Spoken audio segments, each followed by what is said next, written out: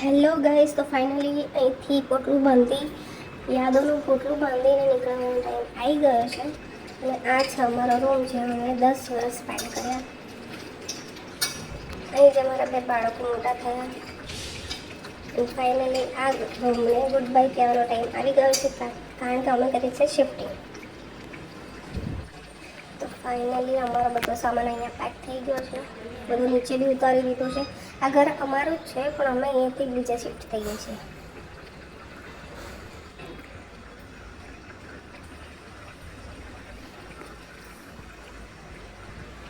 થોડો થોડો કરતાં ઘણો બધો સામાન અહીંયા અમે ભરી લીધો છે.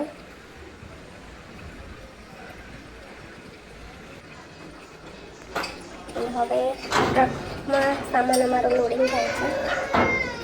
It's not easy to leave your home like this. પણ કહેવાય છે ને કે ક્યાંક પહોંચવા માટે ક્યાંકથી નીકળવું બહુ જરૂરી છે. નીકળી ગયા છે અમારા સામાન ફોર અવર બેટર ફ્યુચર.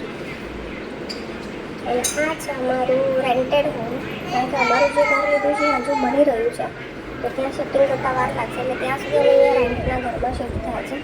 વિધાઉટ ફર્નિચર છે આ ઘર. અહીંયા સામાન અમારો બધું એમના પડ્યું છે. એન્ડ ફાઇનલી અમારું ઘરનું સેટઅપ થઈ ગયું છે. વિધાઉટ ફર્નિચર ઘર છે, તો અમે ત્યાંથી થોડું જેટલું પણ જોઈએ એટલો સામાન લઈને આવ્યા છીએ. પણ સેટઅપ સરખી રીતે અમે કરી દીધું છે. કિચનમાં બી ફર્નિચર નથી, તો ત્યાં બી આવી રીતે મેં થોડું ગોઠવી દીધું છે બધો સામાન જરૂરિયાત પ્રમાણે.